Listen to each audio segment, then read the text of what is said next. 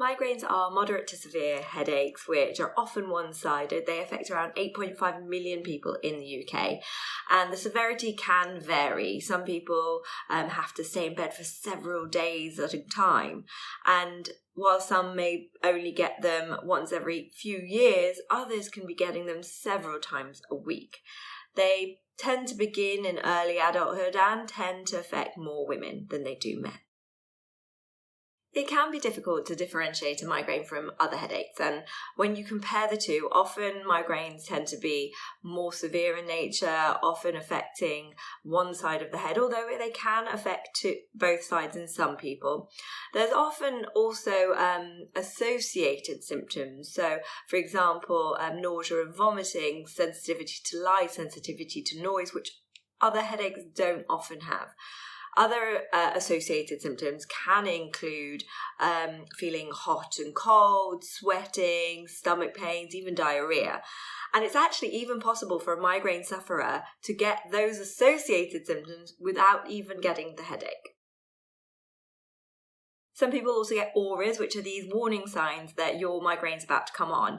And 1 in 3 people get this. They tend to come in the form of visual disturbances like flashing lights or blind spots, or sensory changes like pins and needles or numbness. Some people even start to feel dizzy, or they can get brain fog. And of course, all of these things can feel very scary if you're not aware of what's happening. The exact cause of migraines is actually still largely unknown. We know it's got to do with imbalances within chemicals affecting the blood vessels and the nerves within the brain, but we don't know why some people are affected by these temporary changes and others aren't. We suspect there's a genetic aspect to it because we know that around half of people who suffer with migraines have a close relative who also has the condition. Some people might note specific triggers for their migraines, and actually lots of different triggers have been reported. They can be emotional, for example, stress, or physical, maybe exercise. They might be dietary, for example, chocolate. It might be environmental, hot weather. It might be medicinal, for example, the contraceptive pill. Whatever it is, I think it's really important to try and identify your specific triggers. And one way of doing that is to keep a headache diary.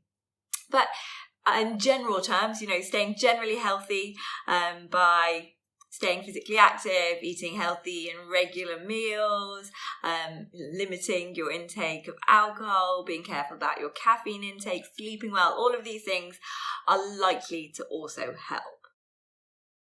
If you are suffering with frequent or severe migraines, it is important to speak to your GP. Now, whilst there is no cure for migraines, there are ways to try and help manage them and even prevent them from coming on in the first place.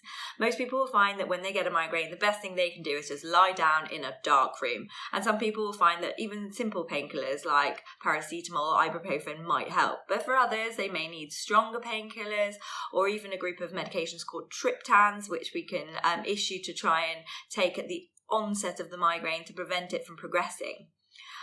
Some people may also require anti-sickness medication to help with the nausea and vomiting symptoms. There are also groups of medications that you can take prophylactically, so you take them every day in order to prevent the migraines from coming on in the first place. And they take the form of propranolol, which was originally used for blood pressure or angina medicine. They can come in the form of topiramate, which was originally a anticonvulsion medication, or even amitriptyline, which was originally used as an antidepressant. More recently, we've also found that Botox can help with migraines, and there is some limited evidence for the use of acupuncture in migraines as well.